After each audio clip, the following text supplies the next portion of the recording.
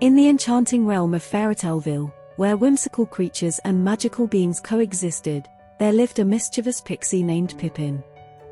Pippin was known far and wide for his penchant for playful pranks. With twinkling eyes and a mischievous grin, he would weave his way through the forest, leaving trails of giggles and bewildered expressions in his wake.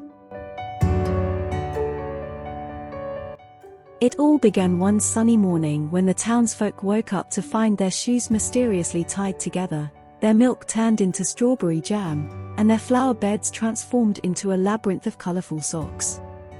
The entire village was abuzz with laughter and confusion, and whispers of the mischievous pixie pranks spread like wildfire.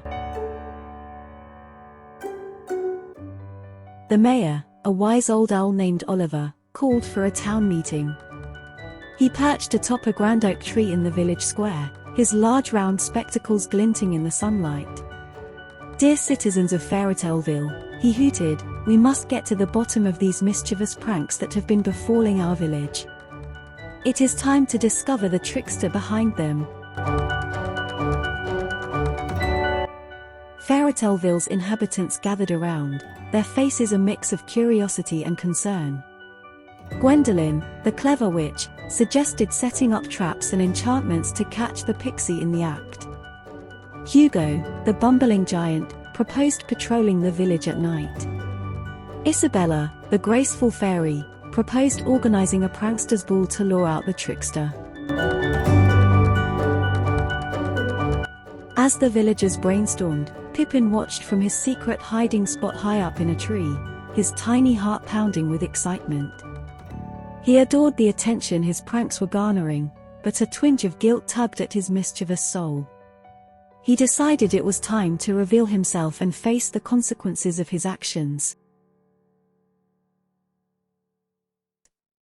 That night, as the villagers gathered for the prankster's ball, Pippin fluttered down, his silver wings glinting under the moonlight.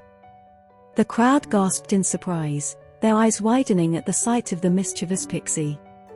Pippin held up his hands, signaling for their attention. "I am Pippin, the one behind the playful pranks," he declared. "I meant no harm, only to bring smiles and laughter to your lives." The crowd was torn between amusement and annoyance, but soon, a wave of chuckles and applause erupted. Isabella, the graceful fairy, stepped forward with a twinkle in her eyes. "Pippin, your pranks may have been mischievous, but they have indeed brought joy to our hearts. Let's make this prankster's ball a night of merriment and celebration." And so, the prankster's ball transformed into a night of laughter and revelry. Pippin showcased his talent for playful tricks, and the villagers joined in, sharing their own stories of pranks and laughter. Oliver, the wise owl, even attempted a clumsy dance, much to everyone's delight. From that day on, Pippin was welcomed into the heart of Fairytaleville. He became the village prankster, spreading giggles and glee wherever he went. The mischievous pixie and his pranks became legendary, and the townsfolk fondly remembered the time when the mischievous pixie pranks brought them all closer together.